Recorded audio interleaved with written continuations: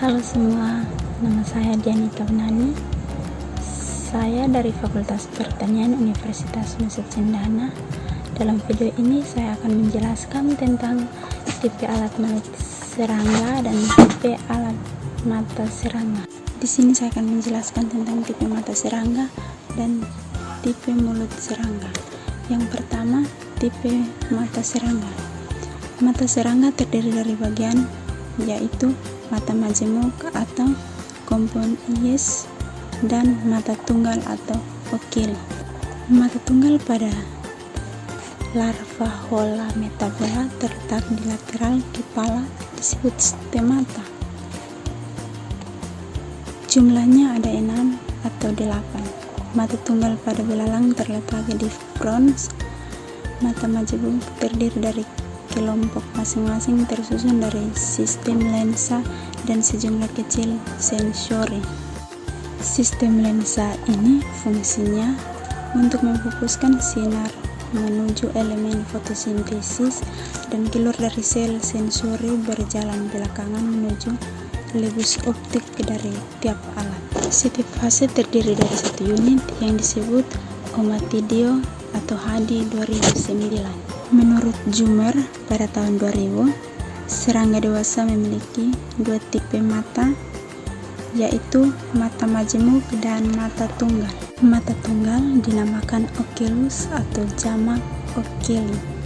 Mata tunggal dapat dijumpai pada larva, nimfa, maupun pada serangga dewasa yang diletak masing-masing pada penampang semua pandangan dari berbagai arah.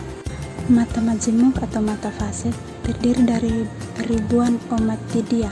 HD 2009 menyatakan bahwa masing-masing Ommatida terdiri dari bagian optik yang terdiri dari lensa kutikuler dan membentuk lensa kornea dikonversi, dan di bawah kornea terdapat 4 buah sel super pada kebanyakan.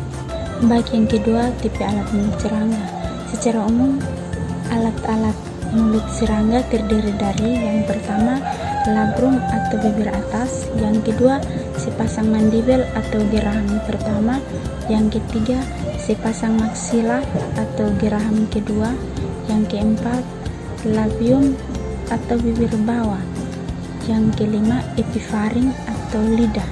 Bagian-bagian mulut serangga dapat diklasifikasikan menjadi 2 tipe umum, mandibulata atau pengunyah dan haustellata atau penghisap. Yang pertama, tipe alat mulut pengunyah. Mandibel bergerak secara transversal, yaitu dari sisi ke sisi, dan serangga tersebut biasanya mampu menggigit dan mengunyah makanannya.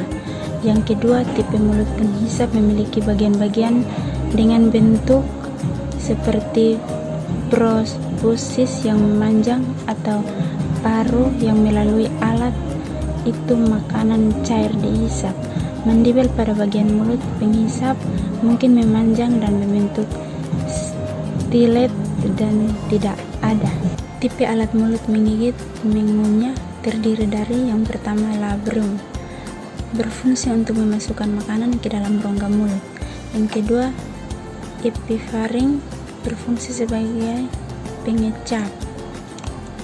Yang ketiga, mandibel, berfungsi untuk mengunyah, memotong, atau melunakkan makanan. Yang keempat, maksila, merupakan alat bantu untuk mengambil makanan. Maksila memiliki 4 cabang, yaitu kordo, palpus, laksinia, dan gelea. Yang kelima, hipofaring, serupa dengan lidah dan tumbuh dari dasar rongga mulut. Yang keenam, labium, sebagai bibir bawah bersama bibir atas, berfungsi untuk menutup atau membuka mulut. Labium terbagi menjadi 3 bagian, yaitu mentum, submentum, dan ligula. Ligula terdiri dari sepasang glosa dan sepasang paralosa. Contoh serangga dengan tipe alat mulut menggigit mengunyah yaitu Ordocoleptera, Orthoptera, Isoptera, dan Lepidoptera. Bagian B, tipe alat mulut mengunyah dan menghisap. Tipe alat mulut ini diwakili oleh tipe alat mulut lebah madu Apis cerana atau Hymenoptera apidae, merupakan tipe kombinasi yang struktur labium yang mandibelnya berupa dengan tipe alat mulut menggigit, mengunyah tapi maksimal, dan labiumnya memanjang dan menyatu. Glosa merupakan bagian dari labium yang terbentuk memanjang, sedangkan ujungnya menyerupai lidah yang berbulu disebut flabellum yang dapat bergerak, menyusap, dan menarik untuk mencapai cairan nektar ada di dalam bunga. Bagian C, tipe alat mulut menjilat dan menghisap. Tipe alat mulut ini misalnya pada alat mulut lalat atau diptera.